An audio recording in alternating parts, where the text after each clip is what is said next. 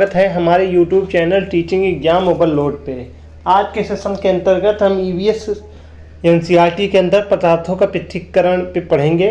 तो आज के सेशन को स्टार्ट करने के पहले हमारे चैनल को लाइक करें, सब्सक्राइब करें, ज़्यादा से ज़्यादा शेयर करें। यह क्लास बहुत ही इंपॉर्टेंट है क्योंकि यहाँ से सीटेट में हर बार 1 से 2 नंबर के प्रश्न हर शिफ्ट में पूछे जाते हैं। चलिए हम आज का सेशन स्टार्ट करते हैं। तो पदार्थों का पृथक्करण के बारे में पढ़ते हैं। तो हमारे दैनिक जीवन में हम ऐसा बहुत से उदाहरण देखते हैं जिनमें हम पदार्थों के किसी मिश्रण से पदार्थों को पृथक करते हुए देखते हैं। तो हमारे दैनिक जीवन में हम ऐसे बहुत से उदाहरण देखते हैं जिनमें हम पदार्थों के किसी मिश्रण से पदार्थों को पृथक करते हुए देखते हैं। Our daily lives, there are many instances when we notice in substance being separated from a mixture of material। यानी जो हमारा दैनिक जीवन है, दैनिक व्यतीत होता है, उसमें हम ऐसे बहुत से उदाहरण डेली देखते हैं जिससे हम पदार्थों के किसी भी मिश्रण से पदार्थों को पृथक करते हुए देखते हैं। चलिए आइए देखते हैं कौन कौन से मेथड से देखते हैं।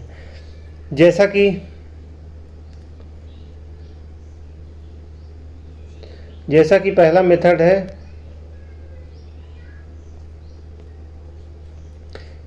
जैसा कि आप लोग देख रहे हैं, चाय की पत्तियों को चालचित छलनी द्वारा पृथक करना। जैसे आप लोग घर में डेली देखते होंगे, चाय बनते हुए देखते होंगे। तो चाय बनने के बाद घर की माताएं जो होती हैं क्या करती हैं, तो माता या बहनें जो होती हैं चाय को छन्नी से छानती हैं पहले ना, ताकि चाय पत्ती का कोई भी टुकड़ा चाय में न जाने पाए।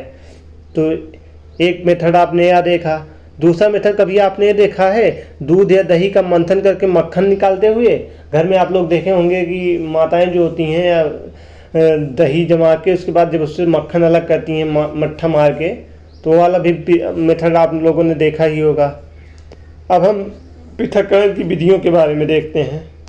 तो पहली विधि है हस्तचयन विधि। तो हस्तचयन विधि में जो होता है, हस्तचयन विधि होती है। तो हस्तचयन विधि, दूसरी ट्रेसिंग होती है, निष्पावन विधि होती है, चालन होती है, अवसादन होती है, निष्ठारण होती है, निस्यंदन होती है। यानी हस्तचयन, ट्रेसिंग, निष्पावन, चालन, अवसाधन, निस्तारण, निस्यंदन, ये 7 प्रकार की होती हैं। तो हस्तचयन की इस विधि का उपयोग जो होता है, गेहूं, चावल तथा दालों को कुछ बड़े बड़े मिट्टी के कण, पत्थर, भूसों को पृथक करने के लिए किया जाता है। तो हस्तचयन जो विधि होती है, इस विधि में इसका उपयोग जो होता है, गेहूं, चावल तथा दालों के कुछ बड़े बड़े मिट्टी के जो कण होते हैं, जैसे पत्थर तथा भूसों को पृथक करने के लिए हम लोग हस्तचयन विधि का उपयोग करते हैं। इसमें हाथ से बिनकर निकाला जाता है। अब हम ट्रेसिंग विधि देखते हैं। तो सूखे पौधों की डंडियों से अन्न कण अथवा अनाज को पृथक करने के प्रक्रम को हम ट्रेसिंग कहते हैं। इस प्रक्रम में डंडियों को पीटकर अन्न कणों को पृथक किया जाता है। कभी कभी ट्रेसिंग का जो कार्य होता है बैलों की सहायता से किया जाता है। अत्यधिक मात्रा के अन्न कणों को डंडियों से पृथक करने के लिए ट्रेसिंग मशीनों का उपयोग किया जा सकता है। तो सूखे पौधों की डंडियों से अन्न कण अथवा अनाज को पृथक करने के प्रक्रम को हम ट्रेसिंग कहते हैं। इस प्रक्रम में डंडियों को पीटकर अन्न कणों को पृथक किया जाता है। कभी कभी ट्रेसिंग का कार्य जो होता है या बैलों की सहायता से किया जाता है। अत्यधिक मात्रा के अन्न कण जो होते हैं डंडियों से पृथक करने के लिए ट्रेसिंग मशीनों का उपयोग किया जाता है। जैसा कि आपको फिगर में दिखाया गया है, ट्रेसिंग के द्वारा होता है, बैलों के द्वारा भी होता है और ऐसे पीट कर भी किया जाता है।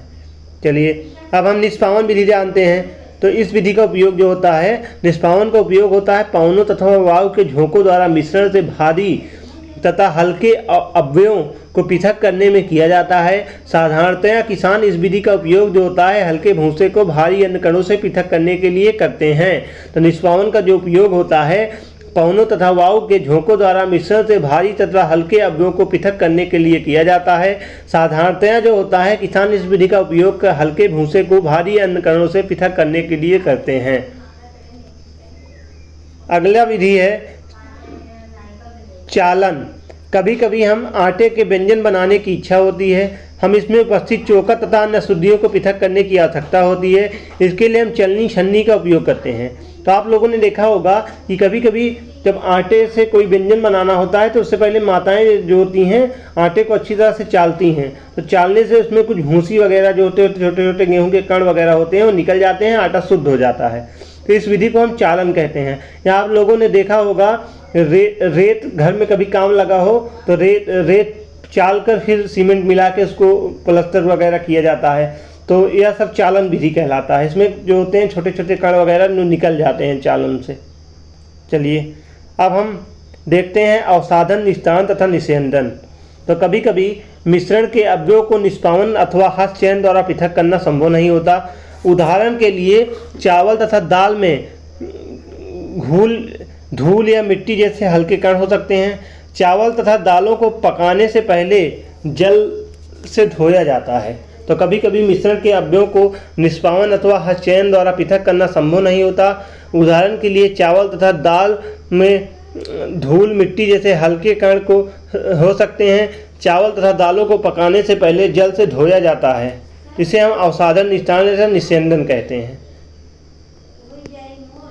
तो मिश्रण से जल मिलाने पर भारी अवयव के नीचे तली में बैठ जाने के प्रक्रम को अवसाधन कहते हैं।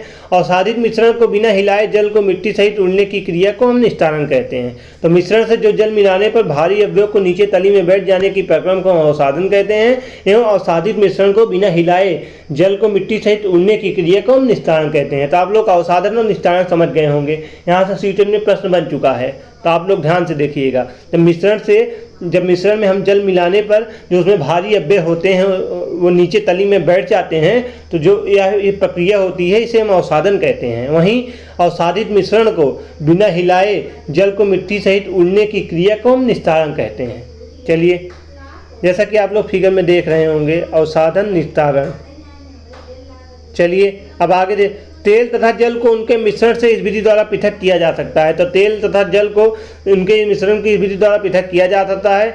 आप लोगों ने देखा होगा कि चाय तैयार करने के बाद जब आप चाय की पत्तियों को पृथक करने के लिए अक्सर आप चालनी या छन्नी का उपयोग करते हैं, तो इस प्रक्रम को हम निस्यंदन या फिल्टर करना कहते हैं। तो घर में जब देखो चाय बनती है तो चाय सबसे पहले लोग छन्नी से चाय को छानते हैं, उसके बाद चाय को सर्व किया जाता है या चाय पिया जाता है। तो जब जो इस प्रक्रिया होती है चाय छानने की, इसे हम निस्यंदन या फिल्टर करना कहते हैं। चलिए अब हम वाष्पन देखते हैं। तो वाष्पन क्या है? एक बीकर में थोड़ा सा जल लेकर उसमें 2 चम्मच नमक डालिए तथा अच्छी तरह हिलाइए। नमक के जल से भरे बीकर को गर्म कीजिए, जल को उबल कर उड़ने दीजिए। इस क्रियाकलाप में हमने मिश्रण से जल तथा नमक को पृथक करने के लिए वाष्पन की प्रक्रिया का उपयोग किया है। तो जल बीकर में थोड़ा सा जल लेकर उसमें 2 चम्मच नमक डालिए तथा अच्छी तरह से हिलाइए। नमक के जल से भरे बीकर को गर्म कीजिए, जल को उबलकर उड़ने दीजिए। तो इस प्रक्रिया में कलाप में हमने मिश्रण से जल तथा नमक को पृथक करने की वाष्पन की प्रक्रिया का प्रयोग किया था। चलिए वाष्पन तथा संघनन। रेत और नमक का मिश्रण लीजिए, इसे आप कैसे पृथक करेंगे? हमने पहले भी देखा है कि हस्तचयन विधि इसके पृथक्करण के लिए व्यवहारिक नहीं होगी। तो रेत और नमक का मिश्रण लीजिए, इसे आप कैसे पृथक करेंगे? हमने पहले भी देखा है कि हस्तचयन विधि इसके पृथक्करण के लिए व्यवहारिक नहीं होगी। चलिए, तो इस प्रकार हमने मिश्रण से नमक, रेत तथा जल को निस्तारण, निस्यंदन, वाष्पन तथा संघनन विधियों का प्रयोग कर सफलतापूर्वक पृथक किया। तो इस प्रकार हमने मिश्रण के नमक, रेत तथा जल को निस्तारण, निस्यंदन, वाष्पन तथा संघनन विधियों का प्रयोग कर सफलतापूर्वक पृथक किया है। चलिए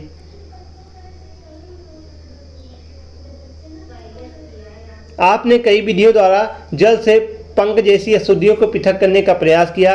कभी कभी विधियों का उपयोग करने से भी जल थोड़ा पंकिल रह जाता है। हम इन अशुद्धियों को पूरी तरह से हटा सकते हैं। इस निस्यंदित जल को एक गिलास में लीजिए, फिटकरी के एक टुकड़े को धागे में बांधकर इस जल में निलंबित करके घुमाइए। क्या जल स्वच्छ हो गया? तो आज के सेशन में हमने पदार्थों के पृथक्करण के बारे में पढ़ा। तो यहाँ से जो मेन पॉइंट है हमने पढ़ा। हमने हस्तचयन विधि पढ़ी, जो हाथ से चाल करने का थ्रेसिंग विधि पढ़ी, निष्पावन विधि पढ़ी, चालन विधि पढ़ी, अवसाधन विधि पढ़ी, निस्तारण विधि पढ़ी, निस्यंदन विधि पढ़ी। तो यह बहुत इंपॉर्टेंट सेशन था, क्योंकि यहाँ से सीटेट में हर बार प्रश्न बनता है। तो मैं आशा करता हूँ यह सेशन आपको बहुत ही आसानी से समझ में आया होगा। अगर आप सीटेट की प्रॉपर तरीके से टॉपिक वाइज तैयारी करना चाहते हैं तो हमारे चैनल के साथ जुड़ जाइए। हमारे चैनल पर सीटेट की प्रॉपर तरीके से टॉपिक वाइज तैयारी कराई जा रही है। तो आज का सेशन आपको कैसा लगा कमेंट में ज़रूर बताइएगा, और इस क्लास को आप लोग ज़्यादा से ज़्यादा शेयर करिएगा। तो आज का सेशन हम यही समाप्त करते हैं। कल फिर मिलते हैं किसी नए सेशन के साथ। तब तक आप हमारे चैनल के साथ बने रहिए। हमारे चैनल को लाइक करिए, सब्सक्राइब करिए, ज़्यादा से ज़्यादा शेयर करिए। धन्यवाद।